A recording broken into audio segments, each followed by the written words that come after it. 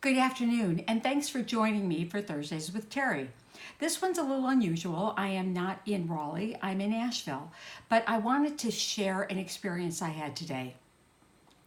Buncombe and Henderson counties co-sponsored a luncheon today with an author, Sam Quinones.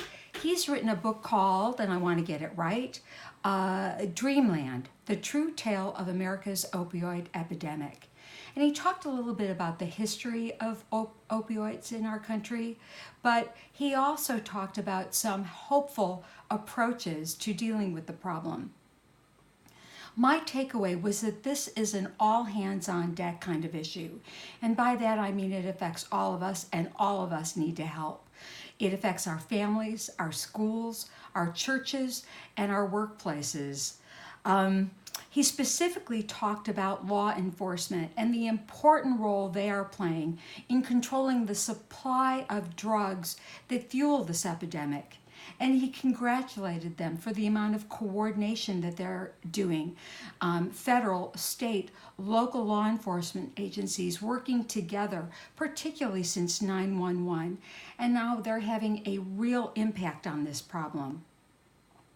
He went on to talk about our jails and mentioned a program in Colorado where there is a full-time rehab center in the jail.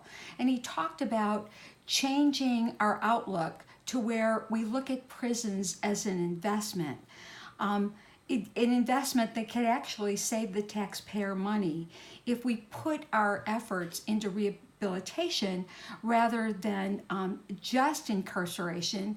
We may see fewer fights, less contraband, cleaner jails, and that'll save us money. A question came from someone at a community college about what they can do to help.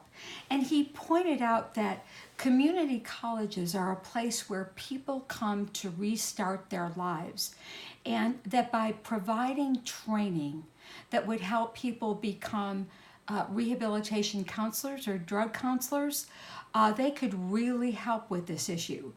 They'd have to realize, of course, that the people interested in that kind of work are probably former addicts and might need some job supports to get started. That kind of led to conversations about the need to remove the stigma around addiction and treat it as a mental illness. I had some interesting sidebar conversations with the Director of Student Services from Buncombe County Schools and the Director of Student Services with Asheville City Schools.